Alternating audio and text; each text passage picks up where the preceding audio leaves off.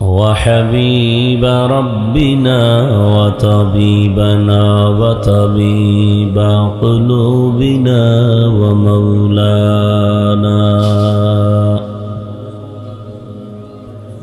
ومولانا محمدا عبده ورسوله. اللهم صل على محمد النبي الأمي وعلى آله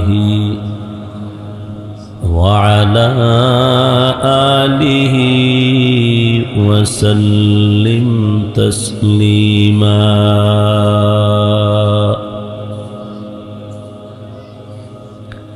وبعد فأعوذ بالله من الشيطان الرجيم.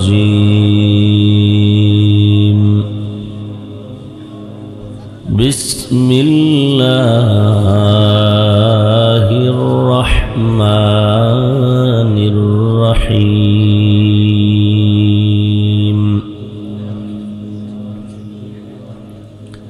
الرحمن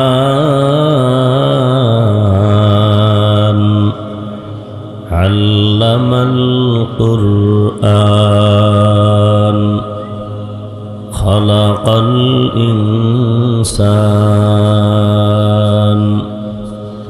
علمه البيان.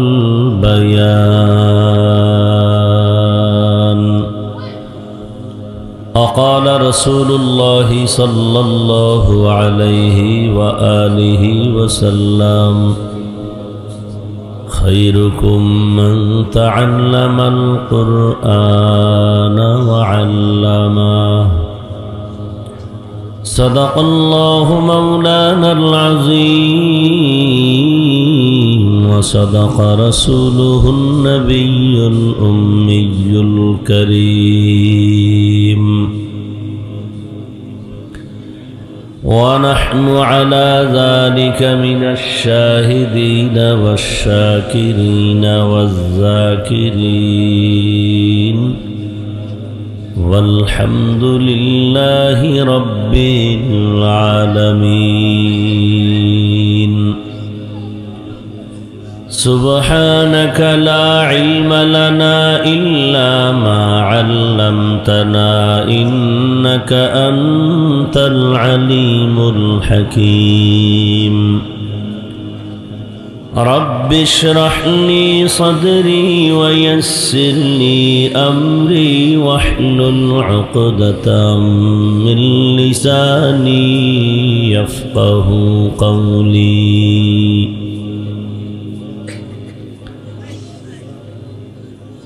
निगाह मुमिन से तो बदल जाती है तकदीर, निगाह मुमिन से तो बदल जाती है तकदीर। ये बंदा की कुव्वत नहीं कुदरत का इशारा, ये बंदा की कुव्वत नहीं कुदरत का इशारा। ऐ मर्द खिरद तर्क मासी की ज़रूरत, ऐ मर्द खिरद तर्क मासी की ज़रूरत। अब सोहबत सालेह की सवा कोई नहीं चारा, अब सोहबत सालेह की सवा कोई नहीं चारा। मरदूद है पीछे हमें खबर नहीं, लेकिन मरदूद है पीछे हमें खबर नहीं, लेकिन एक वक्त में हालाक जो अमाल है सारा, एक वक्त में हालाक जो अमाल है सारा।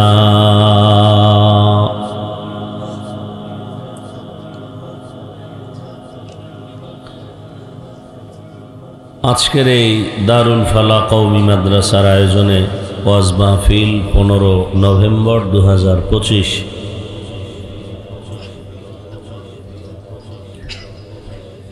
সভাপতি আলহাজ জায়নাল আবেদিন রেজভী সাহেব, প্রধান অতিথি অধ্যাপক ডাক্তার এস.এম. রফিকুল ইসলাম বাচ্চু সাহেব সহ অন্যান্য অতিথিবৃন্দ, হযরত উলামায়ে কেরাম,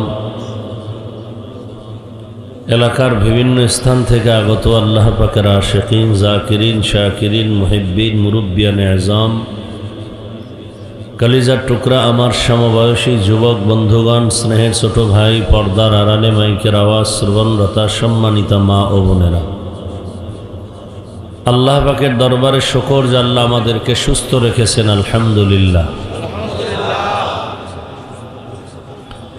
জীবনের এক অমূল্য সম্পদ আমাদের সুস্থতা। টাকা পয়সা বাড়ি গাড়ি সব আছে, কিন্তু আপনি আমি অসুস্থ হয়ে জীবনের কোনো মূল্য। টাকা পয়সা বাড়ি গাড়ি তেমন নাই, কিন্তু আপনি আমি সুস্থ, আমাদের মতো শান্তির জীবনে আর কেউ।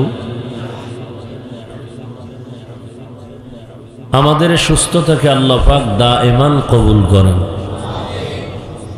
যারা এখনো আমাদের ঘরে বাহিরে হসপিটালে অসুস্থ আছেন, আল্লাহ তাদেরকে সুস্থতার নিয়ামত দান করেন।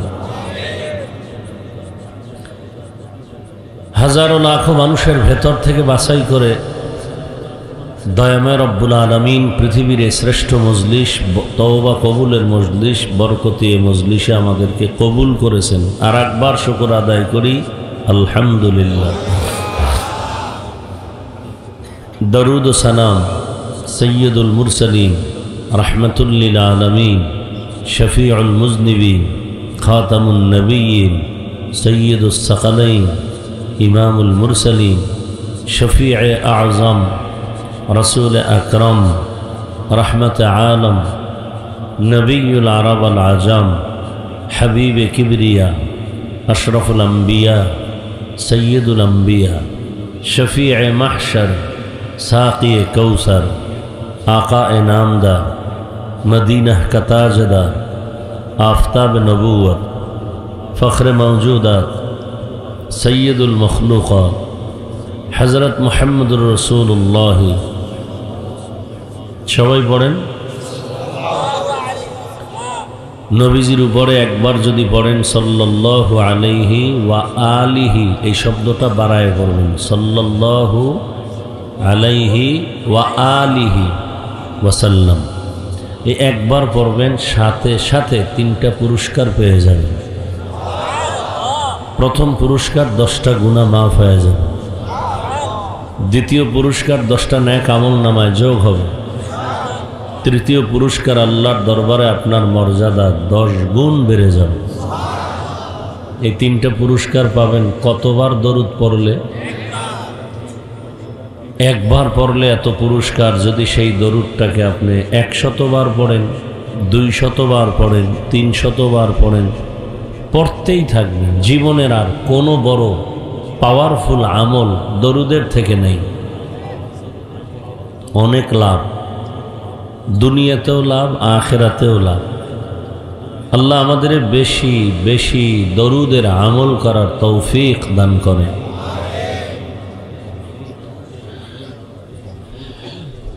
হযরত উলামায়ে কেরাম আপনাদের সামনে আলোচনা করেছেন। আমার পরে কেউ করবে? হ্যাঁ, উলামায়ে কেরামদের কথাগুলো সহি তরিকায় আমল করার তৌফিক দান করেন। উলামায়ে কেরামের ইজ্জতকে আল্লাহ বেশি বেশি বাড়ায় দেন। কান ধরে টান দিলে মাথা চলে আসে, তাই তো? উলামায়ে কেরামের ইজ্জত বেড়ে গেলে এ জাতির ইজ্জতও বেড়ে যায়। বরযাত্রী সম্মান পেলে সাথে যারা তারাও সম্মান পায়। কি বলেন? উলামায়ে কেরামের ইজ্জত বাড়াবার জন্য চেষ্টা করবেন, কমানোর অপচেষ্টা করবেন না। কপাল পুড়ে যাবে, পুড়তেছে, টের পাইতেছেন না। খুব সতর্কতার সাথে, কারণ আমরা আর রসুল পাবো না, রসুল দেখব না। সাহাবায়ে কেরামদেরও আর আমরা পাবো? বড় বড় আইম্মায়ে কেরাম, আউলিয়ায়ে কেরাম যারা চলে গেছেন আর পাবো না। এখন আমাদের সামনে যারা আছেন তারা কারা? উলামায়ে কেরাম। হ্যাঁ, প্রশ্ন আছে, যদি আলেম ভুল করে, যদি না করতেই পারে, কি আপনাদের ধারণা কি কোনো আলেম ভুল করবে না? এটা সহজ যুক্তি কি? বলে যত বড় ফিসাব হোক, শয়তান কি ধোঁকা দেওয়ার সুযোগ আছে? আছে?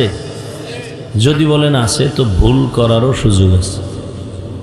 বাকি এ বিষয়ে আমরা জবান খুলব না, এটা আল্লাহর কাছে ছেড়ে দিব।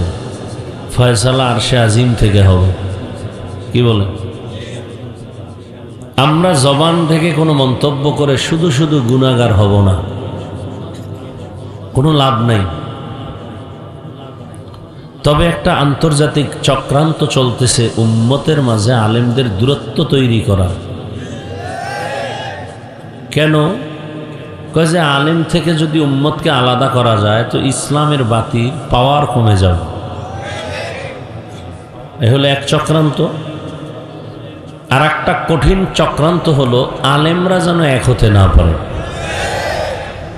কেন?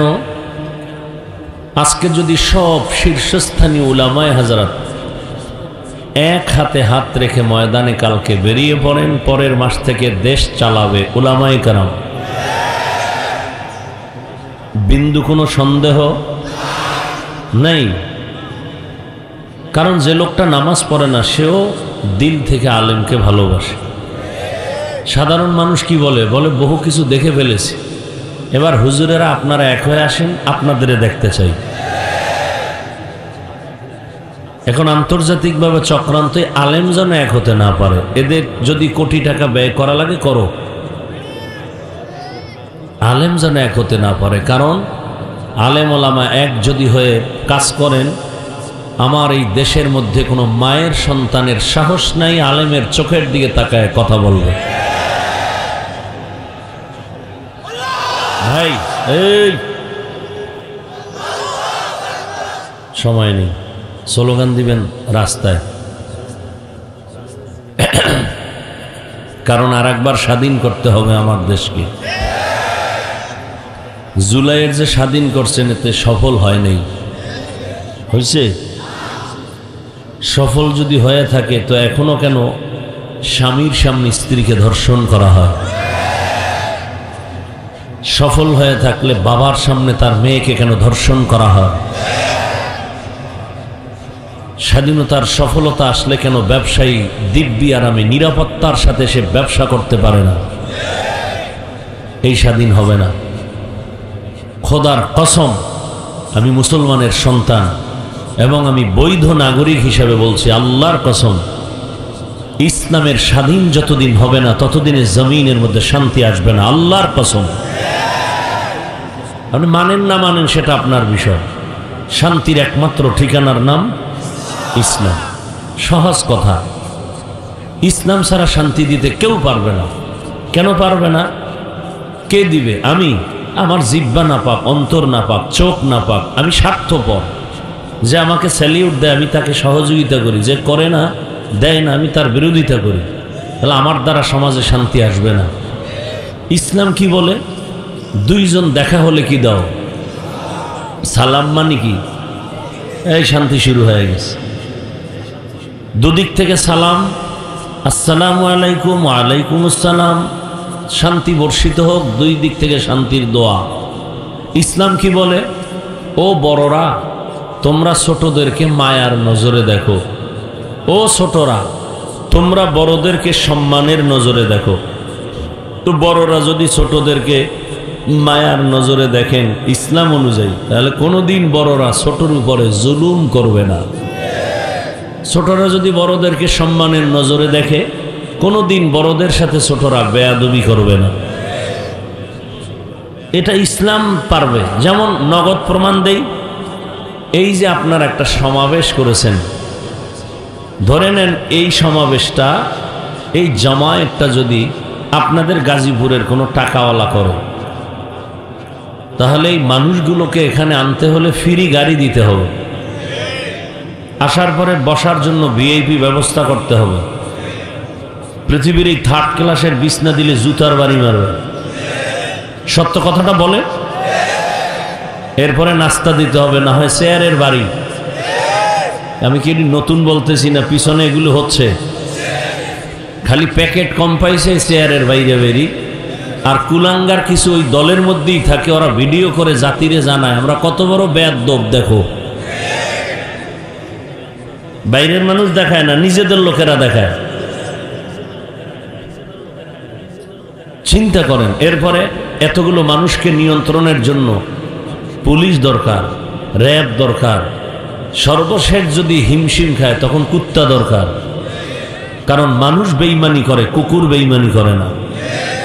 আমি কথাগুলো শুনতে খারাপ লাগলো, আমি সত্যটাই বলতেছি। মানুষ বেঈমানি করে, সিকিউরিটি গার্ড, বডি গার্ড, বডির উপরে গুলি মানে।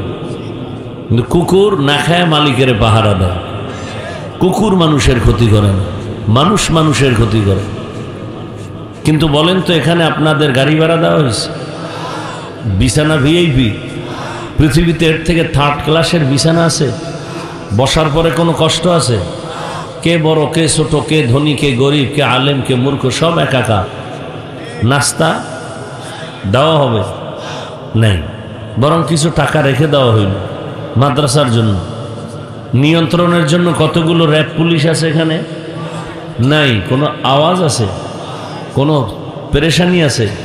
এটা কিভাবে সম্ভব? ইসলাম মানলেই সম্ভব। এর নাম ইসলাম। ইসলাম কি বলে? কর্মচারী কাজ করে, ঘাম ঝরার আগে বেতন দাও।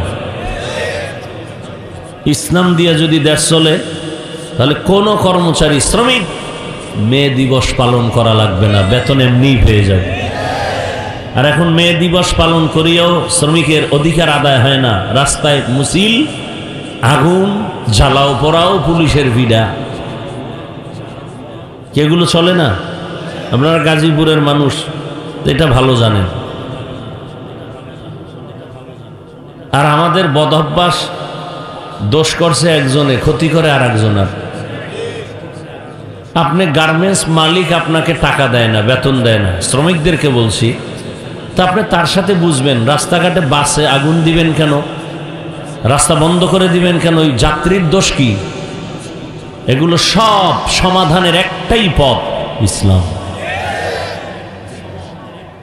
আল্লাহ হেদায়েত দান করুন। আমি কথাগুলো কি কোনো দলের ব্যানারে বলছি? কিন্তু এই কথাগুলো বিষের মতো লাগে কিছু মুসলমানের কলিজায়।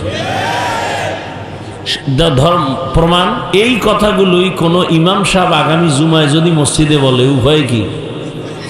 কমিটি বলবে 1 মাসের ছুটি। কয় মাসের ছুটি? কারণ বলে শিয়ালের হাতে মুরগি আমানত। শিয়ালের হাতে মুরগি দিলে কয়দিন পরে আমানত পাবেন? 3 দিন। হ্যাঁ, শিয়ালের হাতে মুরগি দিলে যা হয়, মাদ্রাসা, মসজিদ আর ধর্মের চাবি সুদখোর, ধর্ষক, খুনিদের হাতে দিলে তাই হয়। আল্লাহ হেদায়েত দান করুন।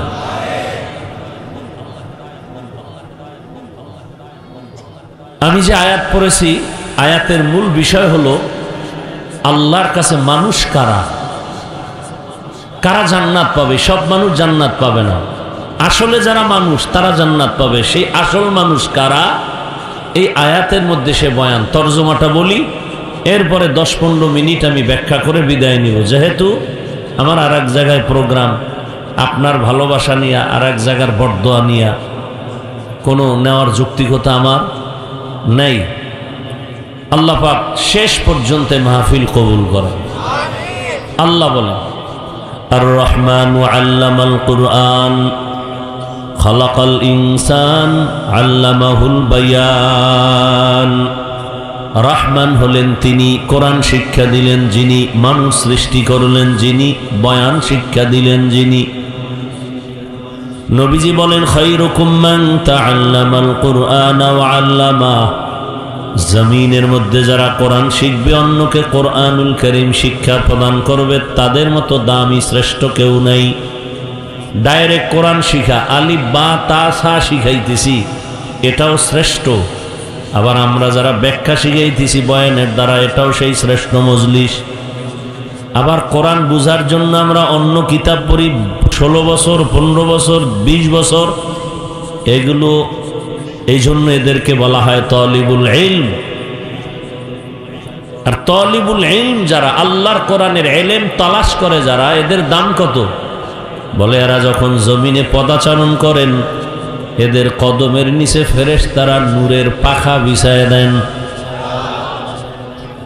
গর্তের পিপিলিকা এদের জন্য দোয়া করে, সমুদ্রের প্রাণীরা এদের জন্য দোয়া করে। হাত্তাল হিতানু ফিল মা। কার জন্য দোয়া করে? যে আল্লাহর কোরআনকে ধারণ করে। শুধু তাই না, আমি কোরআন পড়ি, আপনাকে পড়াই, এখানে যারা সহযোগিতা করবে, টাকা দিয়ে হোক, পরামর্শ দিয়ে হোক, আমি আলেম হইয়া যে বরকত পাবো, সম্মান পাবো, পুরস্কার পাবো, আমাকে সহযোগিতা যারা করবে, আল্লাহ তাদেরকেও সে পুরস্কার দান করবেন। এলমেরা এজাজ করদান বেহিসাব, খলকেরা দাদান জবাবে বাসাওয়াব, হক না দারাব দোস্তে খলকা জারেরা, নিস্ত ই খসলত একে দিনদারেরা। এই মজলিসটাও শ্রেষ্ঠ মজলিস। এত শ্রেষ্ঠত্বের কারণ কি? বলে শ্রেষ্ঠত্ব জিনিস এখানে পাওয়া গেল। জমিনের মধ্যে দুইটা জিনিস বড় দামি, আল্লাহর দেওয়া কিতাব আর আল্লাহর দেওয়া ব্যক্তি। সমস্ত ব্যক্তিদের মধ্যে শ্রেষ্ঠ ব্যক্তি রহমাতুল লিল আলামিন, আর সমস্ত আল্লাহর দেওয়া কিতাবের মধ্যে শ্রেষ্ঠ কিতাব কুরআনুল কারীম। এখানে কোরআনের কথা হবে, এজন্যই মজলিসের দাম। এখানে শ্রেষ্ঠ ব্যক্তি রহমতের নবীর আলোচনা হবে, এজন্যই মজলিসের দাম। এখন এই মজলিসটা আল্লাহর কাছে এত দামি, আর সে আজিমে আল্লাহ ফেরেশতা দিয়ে এমন একটা মজলিস মিলায় ফেলছেন। সুবহানাল্লাহ। না, আল্লাহ ঘোষণা দিয়ে দিছেন, এই প্যান্ডেলে যারা হাজির হয়েছে এদের জীবনের সব গুনাহ মাফ। এই মজলিসটা এত দামি, এই পুরা প্যান্ডেলের চারদিক থেকে ফেরেশতারা হাতে হাত লাগায়া বেষ্টন দিয়া আরশে আজিম পর্যন্ত তাদের দাঁড়ানো।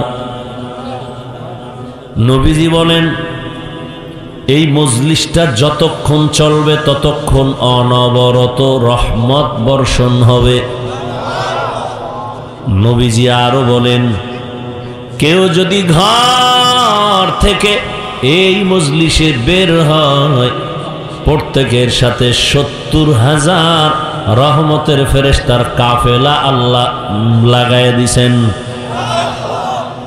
এখানে আসার পরে কোরআন ও হাদিসের একটা মাসআলা যদি শিখতে পারেন, নবীজি বলেন 100 নফল নামাজের সওয়াব পেয়ে যাবেন।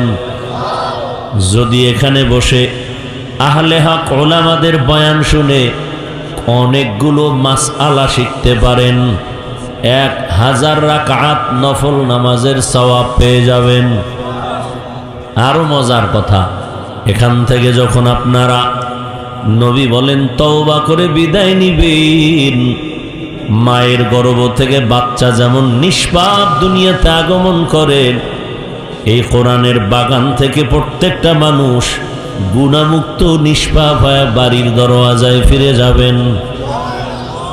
তওবা করিয়া বিদায় হতে হবে, তওবা ছাড়া না। কেউ যদি তওবা করে মোনাজাত দিয়া বিদায় হয়, আল্লাহ না করুন রাস্তার মাঝে যদি কোনো দুর্ঘটনা হয়, আল্লাহ তাকে শাহাদাতের মর্যাদা দিয়া জান্নাত দিয়ে দিবেন। আতিনা ফি দারে দুনিয়া না হাসান, আতিনা ফি দারে উকবা না হাসান, ইয়া গিয়াসাল মুস্তাগীসিন ইহদিনা লিফতিখারা বিল উলুমি ওয়াল গিনা। তো শ্রেষ্ঠ মজলিসে আল্লাহ আমাদের কবুল করেছেন। আর একবার বলেন আলহামদুলিল্লাহ।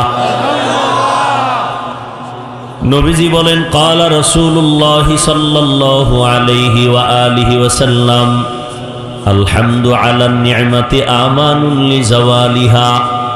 নিয়ামত পেয়ে যারা শুকর আদায় করবেন, শুকরের বরকতে আমার আল্লাহ ওই নিয়ামতকে তাদের জন্য স্থায়ী করে দিবেন। আরো আস্তে করে বলেন। তাহলে এই মজলিস বড় দামি, কোরআনের মজলিস বড় দামি। কেন বলে কোরআন দামি? আতরের দোকানে গেলে আতরের ঘ্রাণ আসতেছে, বড় দামি। কোরআনের বাগানে আসার কারণে স্পষ্ট রসুলের হাদিস। অনেকে কিন্তু বয়ানের নিয়তেও আসে না, এমনও আছে। শুনছে ওখানে মাইকের আওয়াজ, কেন হঠাৎ করে ভালো লাগছে, এসে দাঁড়ায় রইছে।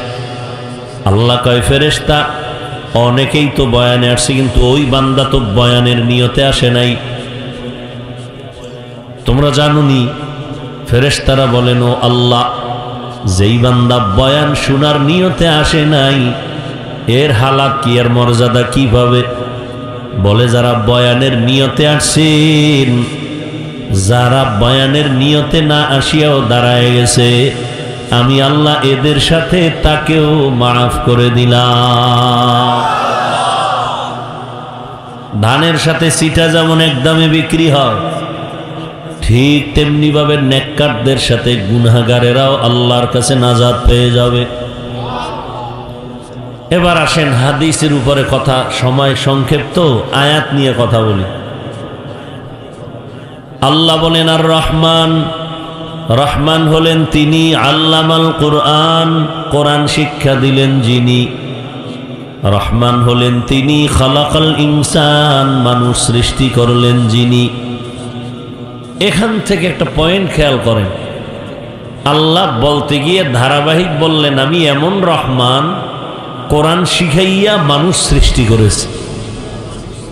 অর্থাৎ আমার শিক্ষা আগে, সৃষ্টি মানুষের পরে। কিন্তু বাস্তব তার উল্টা। আমাদের সৃষ্টি প্রথমে, তারপরে আমরা শিক্ষা করেছি। তাহলে কেমন হবে? আর রহমান খালাকাল ইনসান আল্লামাল কুরআন। আল্লাহর বলা এমনটাই ছিল যুক্তিযুক্ত যে আমি আগে মানুষ সৃষ্টি করেছি, তারপরে কোরআন শিক্ষা দিয়েছি। কিন্তু আল্লাহ উল্টা বললেন কেন? আমি আগে মানুষ বানাই নাই, কোরআন শিখাইছি, পরে মানুষ বানাইছি। আল্লাহ উল্টা বললেন কেন? এই প্রশ্নের জবাবটাই আজকের বয়ান ইতি হবে ইনশাআল্লাহ। আল্লাহ উল্টা বললেন কেন? সৃষ্টি আগে, শিক্ষা পরে। আল্লাহ কয় না, আমার কোরআন শিক্ষা আগে, তারপরে হলো সৃষ্টি তোমার। তোমার আমি আগে বানাই নাই, আমি আগে কোরআন শিখাইছি, তারপরে মানুষ বানাইছি। আল্লাহ উল্টা বললেন কেন? মুফাসসিরিনে কেরাম বলেন ফি'লুল হাকিম লা ইয়াখলু আনিল হিকমা। হাকিমের কোনো কাজ হিকমত থেকে খালি না, জ্ঞানীদের কোনো কাজ জ্ঞান থেকে শূন্য না। আল্লাহ ঠিকই বলেছেন, আমাদের বুঝের বড় অভাব। আমাদের বুঝের কি বড় অভাব। অভাব না থাকলে তাফসির কেন এক এক রকম, এক একটা হবে? বলে আমার বুঝ আর আপনার বুঝ এক না। আজকে আমাদের সবার বুঝ যদি এক হয়ে যাইত, তাহলে তো বয়ান লাগতো না। কারণ আপনিও মুসলমান, আমিও মুসলমান। আপনার আমার আল্লাহ দুইজন নাকি একজন? তাল মিলায়েন না, খুব বুঝা শুনে বলবেন। আপনার আমার আল্লাহ কয়জন? আপনার আমার আল্লাহ দুইজন না, আপনার আমার আল্লাহ এক। নবী এক না নবী দুই? কোরআন, কাবা, ধর্ম, কালেমা, দুনিয়াতে আসছি তাও। বিদায়বেলা কাফনের সংখ্যা পুরুষের 3টা, মহিলাদের 5টা। কালার হবে আলাদা। আমগো হুজুরদের কাফনের কাপড় হবে এক কালারের, আপনাদেরটা আর এক কালারের। কালারও এক, কি কালার হবে? কিন্তু এই জমিনে কালার লইয়াও ঝগড়া চলে। তুমি সবুজ দাও না কেন? তুমি পাঁচ করলি কেন? তুমি সাদা কেন? কালার নিয়েও ঝগড়া চলে না চলে না? কালারও এক, কবরের সাইজও, জানাজার সিস্টেমও। নাকি আপনাদের গাজীপুরে লাশ পিছে রেখে জানাজা পড়ে? জানাজার সিস্টেমও এক, কবরের সাইজও। কবরে রাখার পরে প্রশ্ন হবে কয়টা? তাও বুঝি আলাদা, তাও এক। আমাকেও যেই প্রশ্ন করবে আপনাদেরও সে একই প্রশ্ন, হিন্দুদের সে একই প্রশ্ন। কয়টা প্রশ্ন? রবের পরিচয় দাও, ধর্মের পরিচয় দাও, রাহমাতুল লিল আলামিনের পরিচয় দাও। তাহলে আপনার আমার আল্লাহ এক, নবী এক, কোরআন এক, কাবা এক, ধর্ম এক, কালেমা এক, আরসি এক, যাব এক, কাফন এক, কালার এক, কবর এক, প্রশ্ন এক। তারপরও বয়ান করব কেন আপনাদেরকে আলাদা? বয়ান তো হিন্দুদের করব, বৌদ্ধদের করব, আল্লাহ চিনে না, কোরআন বুঝে না, হাদিস বুঝে না। বয়ান তো চট্টগ্রামের পাহাড়ে ঢুইকা করব, কারণ ওখানে খ্রিস্টান মিশনারি টাকা দিয়ে দিয়ে মুসলমানের ইমান থেকে দূরে সরায়। বয়ান তো পঞ্চগড়ে গিয়া করব, কারণ ওখানে কাদিয়ানীরা আমাদের মুসলমানের বেঈমান বানায়, টাকা দিয়ে দিয়ে ঘর উঠায় দেয়। ওখানে বয়ান করা বেশি দরকার, অথচ ওখানে যাওয়ার টাইমই নাই। বাঙালির পিছে ঘুরতে ঘুরতে কুত্তার মতো হয়ে গেছি, না ঘুম, না খানা, না কোনো পরিবারের খবর। 12 মাস ফজরের পরে বয়ান, জোহরের পরে বয়ান, আসরের পরে বয়ান, মাগরিব এশার পরে সারা রাত বয়ান। শুধু আমি একা না, সব আলেম ওলামা আপনাদের পিছনে, তাবলিগওয়ালারা আপনার পেছনে, পীর সাহেবরা আপনাদের পিছনে 24টা ঘন্টা মেহনত করেন। সবার একটাই টার্গেট, বুঝটা ঠিক করেন। আপনার বুঝ একরকম, আমার আর এক রকম, যে কারণে আমি টুপি খুলতে চাই না, আপনি টুপি দিতে চান না। দেখছেননি? অথচ সবার আল্লাহ এক, নবী এক, কোরআন হাদিস সব এক। আমি দাড়ি কাটতে চাই না, আপনি রাখতে চান না। আমি নামাজ না পড়লে লজ্জা, আপনি ভাবেন নামাজ পড়তে গেলে লজ্জা। আমি মসজিদে না ঢুকলে লজ্জা, আপনি ঢুকতে গেলে লজ্জা। আমি আপনি একই আল্লাহর গোলাম, একই নবীর উম্মত। আমি পর্দা না করলে লজ্জা পাই, আপনি পর্দা করতে গেলে লজ্জা পান। আমি হারাম খাইতে গেলে ভয় লাগে, আপনি হালাল খাইতে ভয় পান। তাহলে সব কিছুর মূলে বুঝের বড় অভাব। এই বুঝটা যেদিন ঠিক হয়ে যাবে, জেনারেল লাইনের মানুষটাও নামাজ ধরে ফেলবে।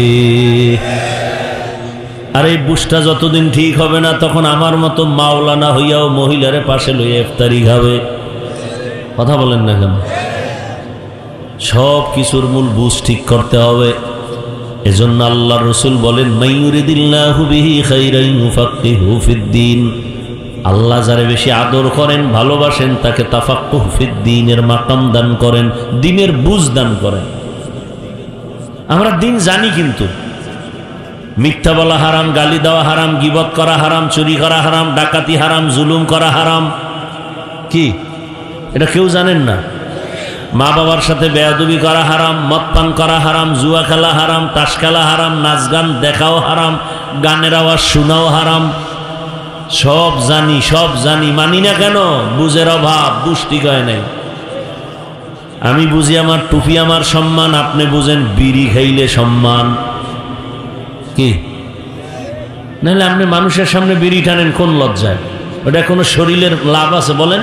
আল্লাহর কসম, একটা লাভের কথা বলেন যে বিড়ি টানলে শরীরের লাভ, আমি বিড়ি টানবো, আল্লাহর কসম। তা আপনি মানুষের সামনে বেহায়ার মতো বিড়ি টানেন কেন? আপনার বুঝ ঠিক হয়নি, আপনার তারমার সব উল্টা পাল্টা হয়ে গেছে। আমি 3 বেলা ভাত খাওয়ার পরে পানি পান করি, ধোয়া পড়ি, আর আপনি ভাত খাওয়ার পরে মদের বোতল নিয়ে পাগলের মতো দৌড়ায় উলঙ্গ অবস্থায় চলেন। কি 3 বেলা খাইয়ে যারা মদের বোতল লয়ে দৌড়ায়, এরা মানুষ না অমানুষ? পশুর থেকেও এরা খারাপ, পশুর থেকেও কি খারাপ। আল্লাহ হেদায়েত দান করুন। হায় হায়, এসব কিছুর মূল বুঝ, বুঝ, বুঝ, সহি বুঝ। কি বুঝ? সহি বুঝ।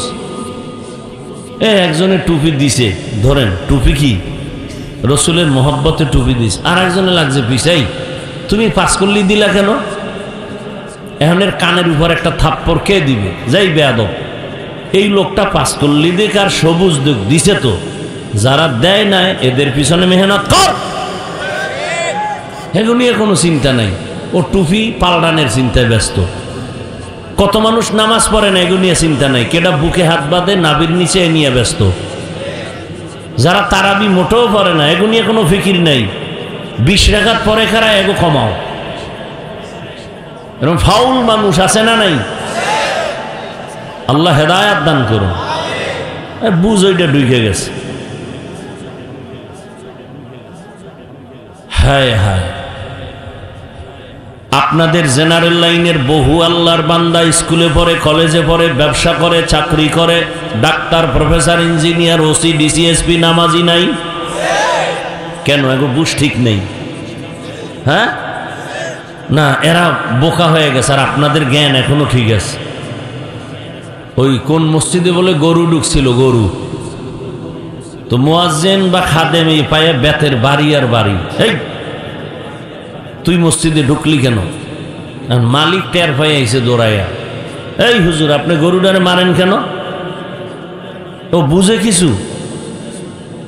ও তো বুঝে না, আর বুঝ না, এই জন্য ঢুকছে। আমারে দেখছেন কোনোদিন মসজিদে ঢুকতে? অত জ্ঞান ট্যান কিচ্ছু নেই, এই জন্য ঢুকে গেছে। আমি তো কোনোদিন ঢুকি না, আমার তো বুঝ ঠিক আছে।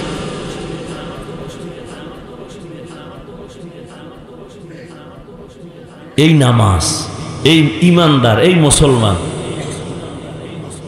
আল্লাহ হেদায়াত দান করুন।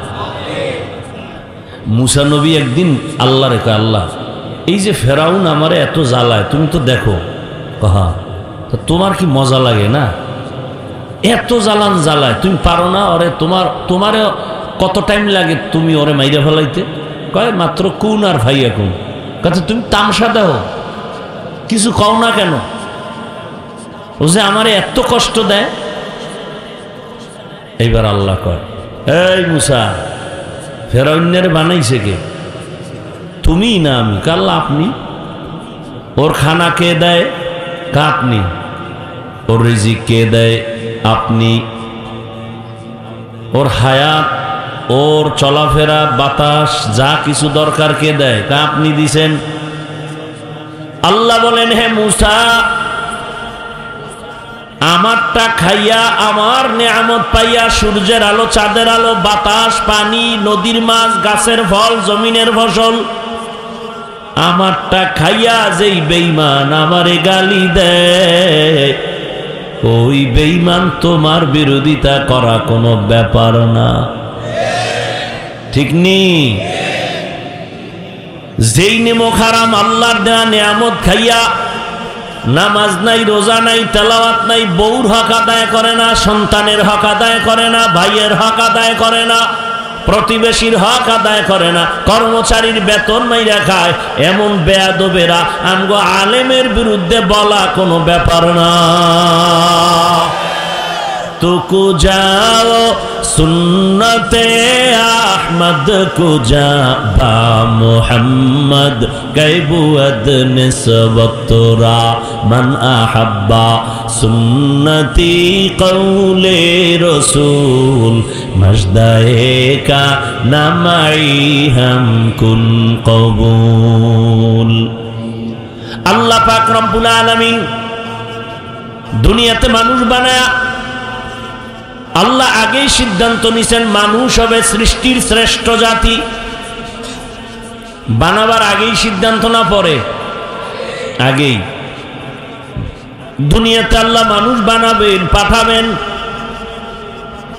পাঠাবার আগে জমিনে আল্লাহ জিন জাতি পাঠাইলেন। আমাদের আসার আগে ফেরেশতা পাঠাইলেন। জমিনে আমরা বিচরণ করব, আল্লাহ ওদের পাঠায় জমিনটারে আবাদ করলেন। আমাদের প্রয়োজনে পানি লাগবে, আগেই দিলেন ফ্রি। আমাদের চলার পথে আলো লাগবে, সূর্য দিয়ে ব্যবস্থা করলেন ফ্রি। দুনিয়াতে আমাদের চলার রাস্তা লাগবে, আল্লাহ রাস্তাও দিলেন। সব মানুষের জন্য দামি রাস্তা।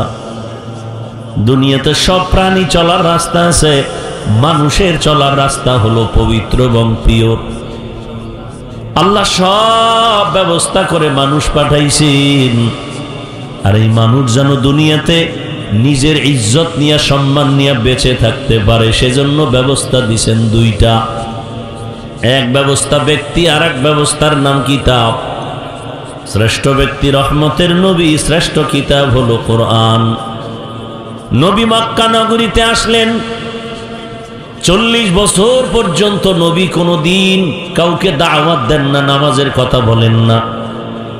মক্কার জমিনের মানুষ এতটা চরিত্রহীন, নারী আর পুরুষ উলঙ্গ হয়ে একসাথে বাইতুল্লাহ তাওয়াফ করে।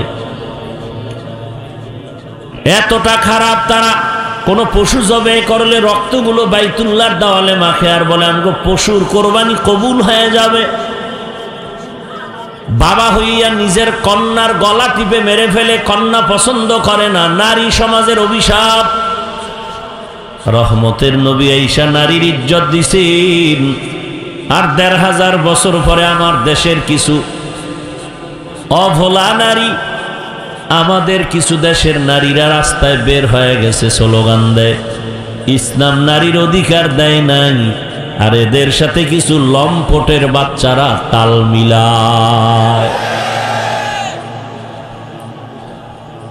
আল্লাহর জাতের কসম, ইসলাম সারা নারীর অধিকার সম্মান কেউ দেয় নাই। সব ধর্মে নারীর উপরে জুলুম। হিন্দু ধর্মের কিতাব খোলো, নারীর উপরে জুলুম।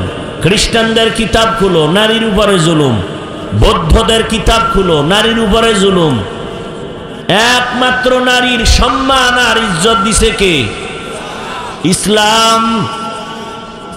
এটা বুঝার মেধা নাই, কারণ মেধা তো এমনিই নারীদের পুরুষের তুলনায় অর্ধেক। এরপরে যদি ঠিকমতো আল্লাহর হুকুম না মানে, নাপাক খায়, নাপাক ভাবে চলে, তো মেধা বাকিটাও শেষ। আল্লাহ হেদায়াত দান করুন। ভাইরা আমার, নারী স্বাধীনতা নামে সব অশ্লীলতা। দুনিয়ার মানুষ, তুমি এমন একটা ছিদ্র নাই যেখানে তুমি আলাদা নারীর কিছু বাড়াবা। সব আল্লাহ দিছেন কিয়ামত পর্যন্ত, তোমার বাড়ানোর কোনো রাস্তা নাই। তুমি চালাকি করলে নারীর সম্মান বাড়বে না, আরো নারীরা অপমান হবে। আল্লাহর আইন নারীর স্থায়ী সমাধান, সম্মানের আইন।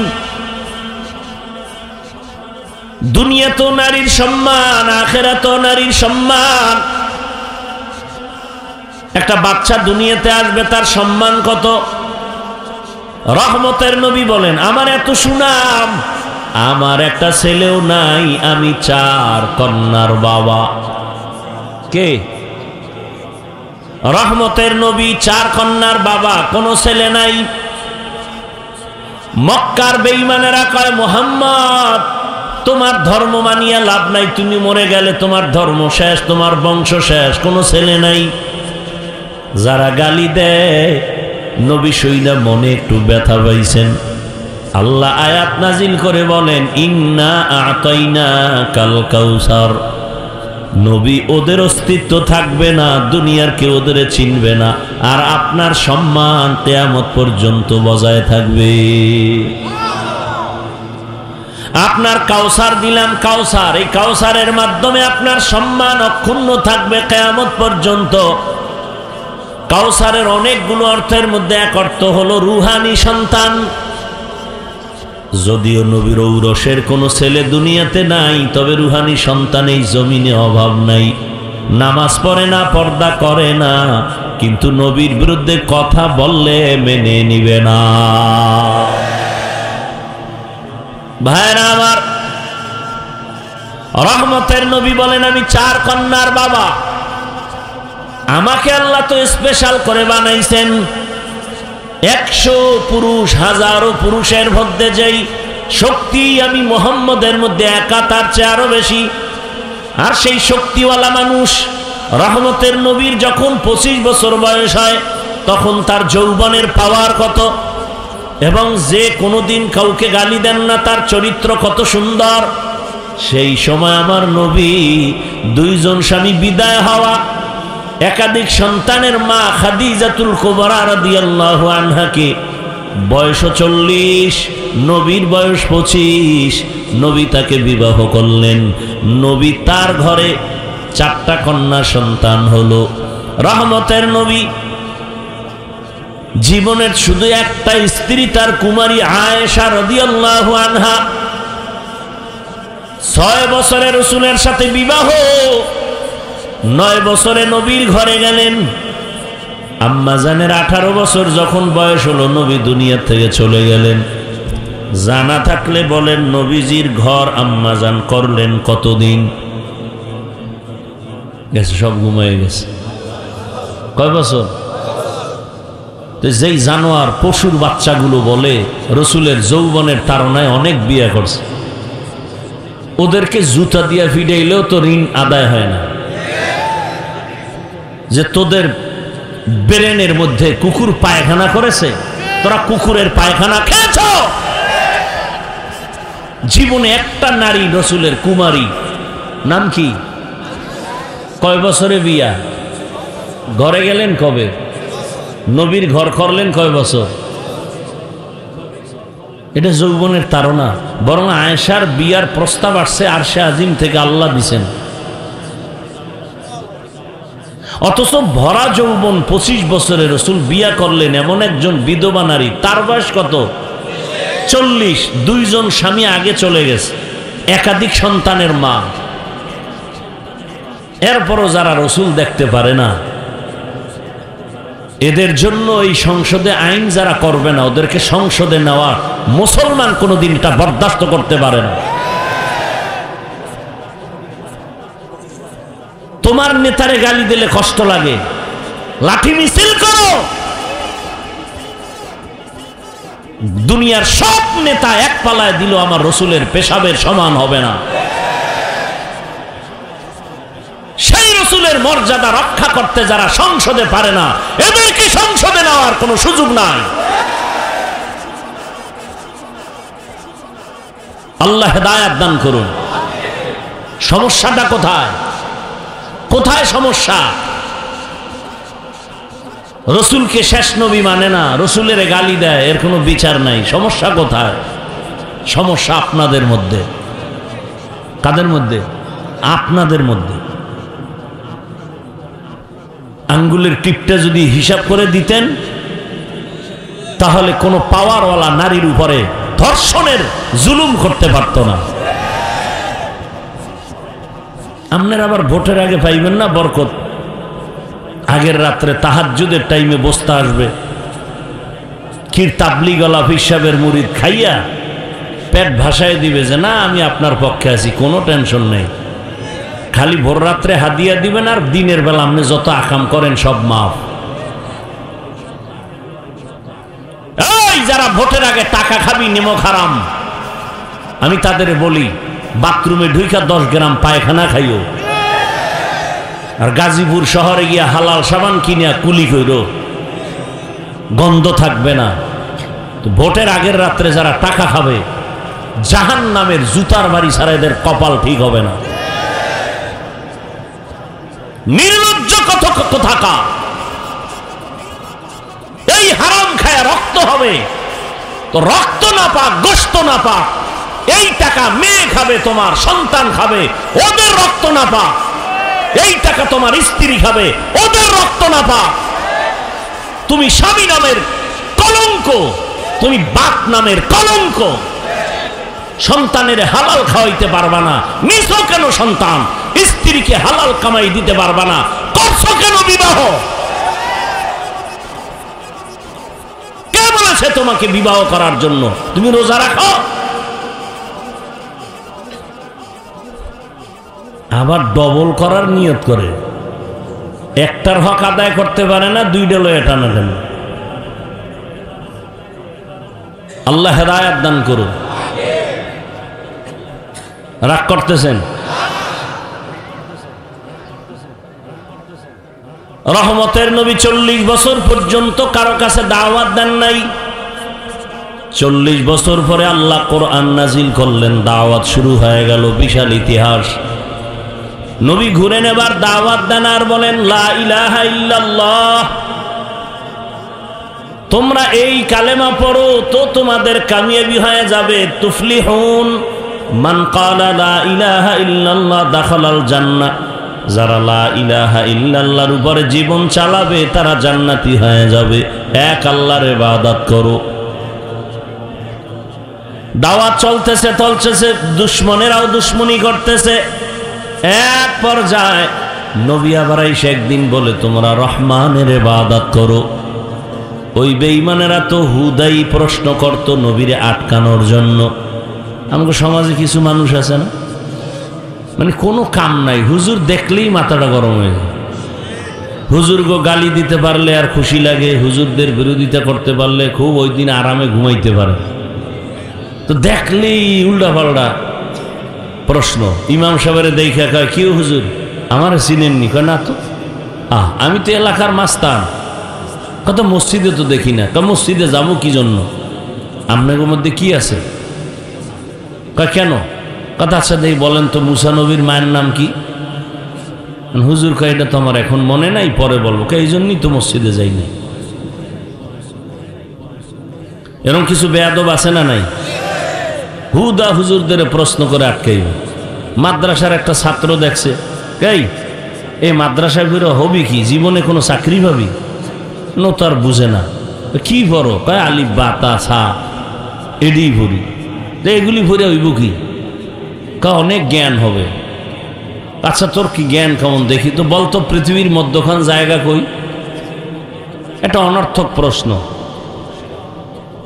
তো ব্রেন খাটায় একটা জবাব দিয়ে দিস, কয় যে আপনি যেখানে বসা আছেন এটা পৃথিবীর মধ্যখান জায়গা। বলে তুই বললি কেমনে? কেন, আমার টুপি দেখে কি আপনার মনে হয় না আমি সত্যবাদী? তা আপনি যদি এত বড় বিশ্বাসঘাতক হয়ে থাকেন তাহলে আপনি ফিতা দিয়ে মাপ দেন। ওই তার সেরার চান্দি গরম হয়ে গেছে যে কি হুজুর এবার কাছে এটা বাদ দে, ওই যে গাছ দেখো ওখানে কাকাচিনি আছে, কত হাজার হবে? ও একটু চুপ থেকে বলে 5000। তুই গণনা করছো কেন? বা আমি যে বলছি আপনার বিশ্বাস হয় না? আমি তো মিথ্যা বলি না। তুই কেমনে বলবি? আপনি গণনা করে দেখেন, যদি 5000-এর বেশি হয় তাহলে বুঝবেন সুন্দরবন থেকে এখানে বেড়াইতেছে ওরা। আর যদি দেখেন কম হয় তাহলে সাফারি পার্কে কিছু বেড়াইতে গেছে। ওই তার সেরার চান্দি গরম। কারণ কি জানেন? পৃথিবীতে শ্রেষ্ঠ জ্ঞানের ভান্ডারের কিতাবের নাম কোরআন। আর এটা যার কাছে আছে সে পৃথিবীর শ্রেষ্ঠ বুদ্ধিজীবী, শ্রেষ্ঠ জ্ঞান। আমরা কথা বলি না কেন? আমরা দিল নরম করে চলি। আমাকে গালি দেয়, জবাব দিতে পারি, দেই না। রসুলের আদর্শ অন্তরে লালন করি না। আমাদের সাথে কথায় পারবে এমন কোন মায়ের সন্তান আছে দুনিয়ায়? মিয়া 2 ঘন্টা 3 ঘন্টা 4 ঘন্টা 12 মাস চিৎকার দেই, বয়ান করি, আর 5 মিনিট মাইকের সামনে একটু বয়ান দিতে যায় কত শব্দ ভুল। সামাইকুম, আইবিএ পাস করে শিখছে সামাইকুম, তোর উপরে খোদার ঠাডা ভরুক। হে আবার খায় ওয়ালাইকুম, তোর উপরে আগে ভরুক। কি শিক্ষিত! আল্লাহ হেদায়েত দান করেন। ইলমেরা এজাজু করদান বেহিসাব, খলকেরা দাদান জবাবে বাসওয়াব। আইএ পাস করলা, বিএ পাস করলা, মেট্রিক পাস করলা, আসসালামু আলাইকুম 2টা শব্দ কি শিখতে পারলা না রে মুসলমান? এটা শিখতে তো মাদ্রাসায় যেতে হয় না। আর একজনে সালাম দেয় খুব স্টাইল করে, মাদ্রাসায় ঢুইকা হুজুরের দেখা সালাম দিছে, আসসালামু আলাইকুম, খুব স্টাইল করে দিয়েছে। হুজুর আপনি কেমন আছেন? হুজুরে বুদ্ধিমান তো, কয় শুকুর। আলহামদুলিল্লাহ। কয় হুজুর শুকুর কেন? শুকুর বলবেন না? কয় কপাল তোরটাও খারাপ, আমারটাও খারাপ। আমি যে শুকুর বলবো, শিনের উপরে 3 নক্তা, এটা তো তুই সালামে নিয়ে গেছ। আমার তো শুকুর বলা ছাড়া কোনো নক্তা নেই। हकीकत से तो दुनिया बेखबर है, दुनिया की नुमाइश पर नजर है। নবী বলেন রহমানের ইবাদত করো। মুশরিকরা পাইছে সুযোগ, এই আব্দুল্লাহর ছেলে, এতদিন এক আল্লাহর কথা বলছো, এখন আবার রহমানের কথা কেন বলো? তোমার আল্লাহ দুইজনই? কয় না। তো পরিচয় দাও, মানির রহমান, রহমানকে। আল্লাহর নবী বলেন জবাবের অপেক্ষায় থাকো। আল্লাহ পাক রহমানের পরিচয় দিয়া আর রহমান দিয়া পাঠায় দিলেন, নবী আপনি জানায় দেন রহমানকে। রহমান হলেন তিনি, কোরআন শিখাইলেন যিনি, মানুষ বানাইলেন যিনি, তিনি হলেন রহমান। আল্লাহ গো, আপনি উল্টা বললেন কেন? আমরা দুনিয়াতে আইসা কোরআন শিখছি, অথচ আপনি কোরআন শিখাইয়া মানুষ বানাইছেন, তার ব্যাখ্যা কি? মুফাসসিরিন কিরাম বলেন আল্লাহর আদালতে সব মানুষ আসল মানুষ না। আর দুনিয়াতে বহু লাইনের মানুষ আছে। একদল মানুষ হলো বংশগত মানুষ, একদল মানুষ জন্মগত মানুষ। আদম নবীর বংশে আমরা জন্ম নিয়েছি, আমরা বংশগত মানুষ। এই পরিচয় কেউ জান্নাত পাবে না, যদি পায় তো হিন্দুরাও পাওয়ার কথা। বংশগত পরিচয় মানুষ জান্নাত পাবে না, জন্মগত পরিচয় মানুষ জান্নাত পাবে না। আমার বাবা, আমার জন্মদাতা বাবা, আমি তার জন্মসূত্রে সন্তান, এই সূত্রে জান্নাত পাওয়া যাবে না। তো কোন সূত্রে মানুষ হলে জান্নাত পাওয়া যাবে? মুফাসসিরিনে কেরাম বলেন আল্লাহর কাছে শুধু একদল মানুষ দামি, যারা হবে গুণের মানুষ। কিসের মানুষ? গুণের মানুষ জান্নাত পাবে। বলে মানুষের গুণ কি? ভালো করে খেয়াল করেন, যে কোনো জিনিস যারা বানায়, ওই বস্তুটা বানাবার আগে একটা কাজের জন্য সিদ্ধান্ত নেয় বস্তুটাই কাজ হবে।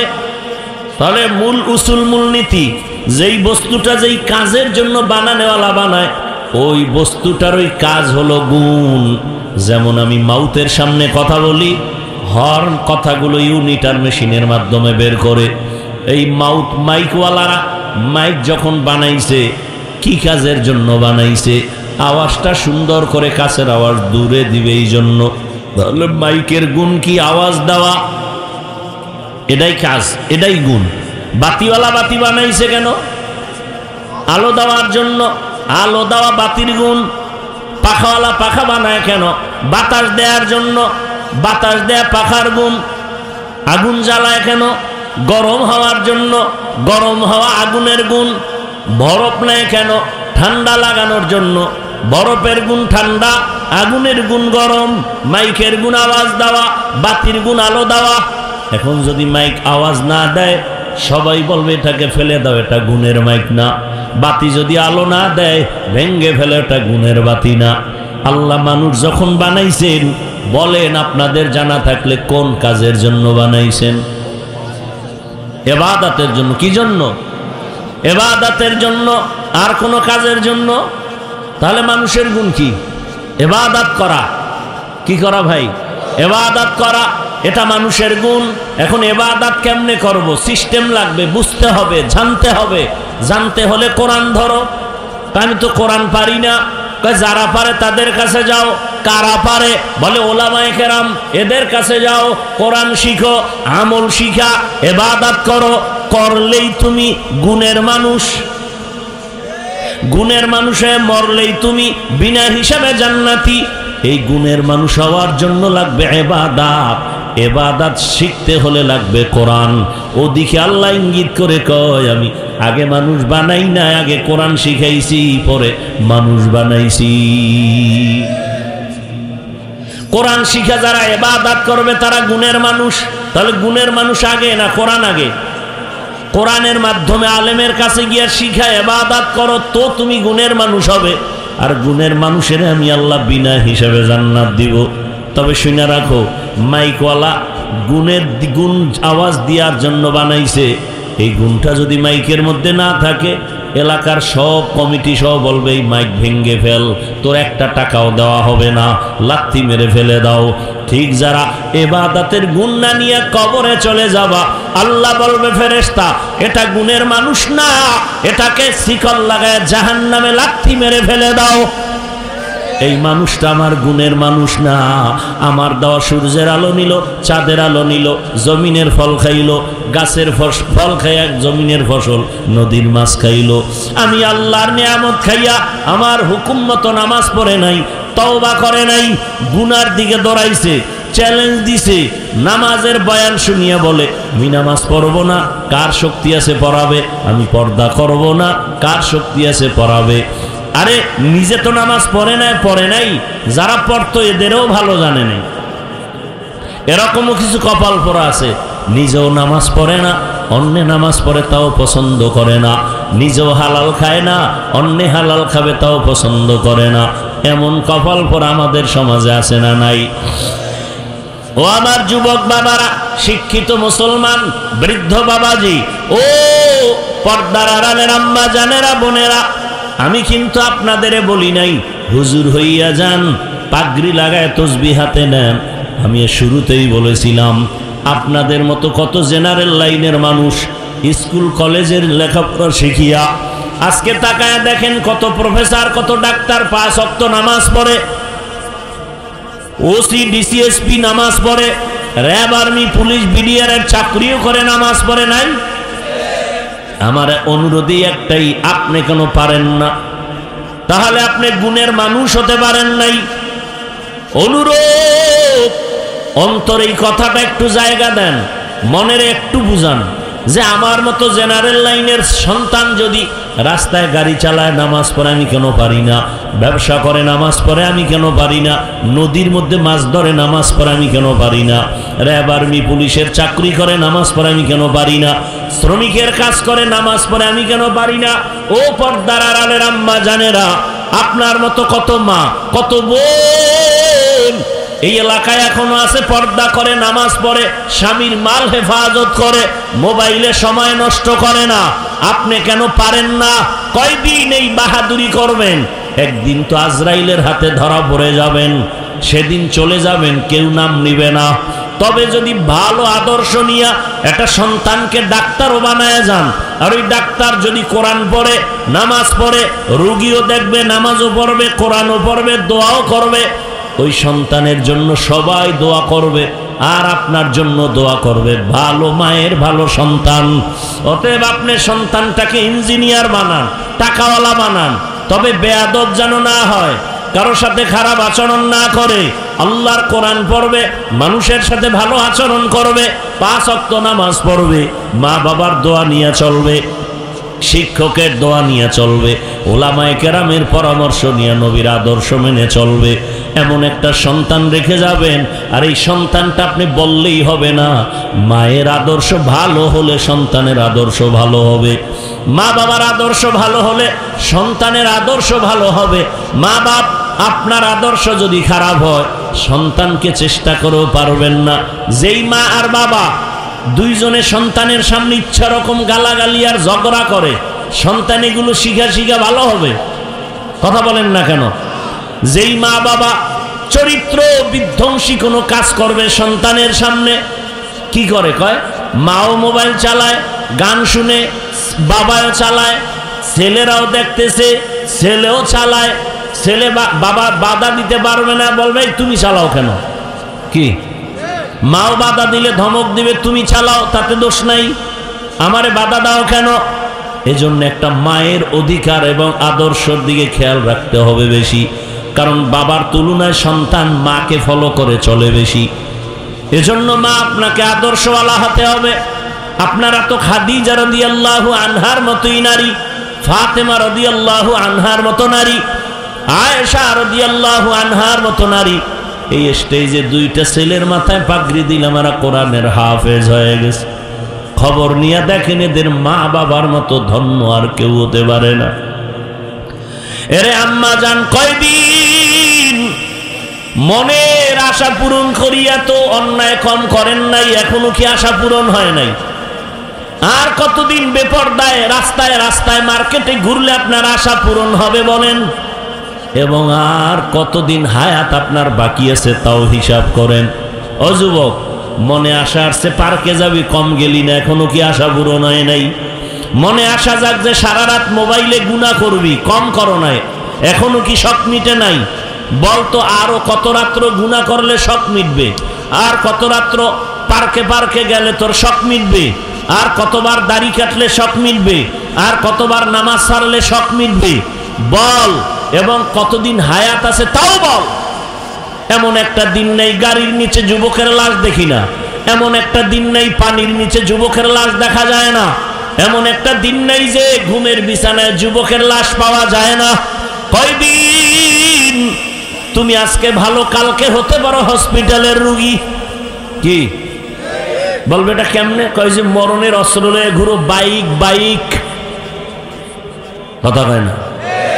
যুবকের মরণ অস্ত্র বাইক, আর চূড়ান্ত মরণ অস্ত্র মোবাইল। মোবাইলে তোর শরীর, তোর যৌবন, তোর জীবন, তোর চরিত্র সব ধ্বংস মোবাইল। আর তোকে ডাইরেক্ট আজরাইলের হাতে দ্রুত গতিতে তুলে দিবে বাইক। সত্য কথা স্বীকার কর। তাহলে তোর মরণের হায়াতের গ্যারান্টি নাই, কারণ তুই নিজেই ছুরি হাতে নিয়ে চলতেছ, অজান্তে ছুরি গলায় ঢুকে যাবে, তুই মরে যাবি। মায়ের থেকে বিদায় নেওয়ারও টাইম তোর কপালে নাই। মানুষ বাঁচতেছে অথচ অস্ত্র লয়ে ঘুরে মরা। যুবকরা দেখো তো বাংলাদেশে বাসের নিচে ট্রাক অ্যাক্সিডেন্ট গড়ে হিসাব করে দেখো তো, বেশি মানুষ মরে বাইক না ট্রাক না বাস? তো তোমার মরণের ভয় যদি থাকে তুমি এর পিছনে দৌড়াও কেন? তাহলে বোঝা গেল তোমার হায়াত বেশি দিন নাই। অতএব এখনো সময় আছে, তওবা করো। তুমি জেনারেল লাইনে থাকো, ব্যবসা করো, চাকরি করো, ডাক্তার হও, ইঞ্জিনিয়ার হও, এসপি হও, ওসি হও, ডিসি হও, তবে বেয়াদব হইও না। আল্লাহর কাছে তওবা করো। মা বাবার দোয়া নিয়ে চলো, বেয়াদবি করিও না। শিক্ষকের দোয়া নিয়ে চলো, বেয়াদবি করিও না। আলেম ওলামার দোয়া নিয়ে চলো, বেয়াদবি করিও না। অন্তরকে বুঝায় তওবা করো। আল্লাহকে বলো, হে আল্লাহ, আর গুনাহ করব না, দাড়ি কাটবো না, নামাজ ছাড়বো না, বেপরদায় চলবো না। মা বাবার দোয়া, শিক্ষকের দোয়া, উলামায়ে কেরামের দোয়া নিয়ে নবীর আদর্শ মেনে চলবো। আল্লাহ আমাদেরকে তওবাওয়ালা জিন্দেগি দান করেন, আমিন। আলহামদুলিল্লাহি রাব্বিল আলামিন। والصلاة والسلام على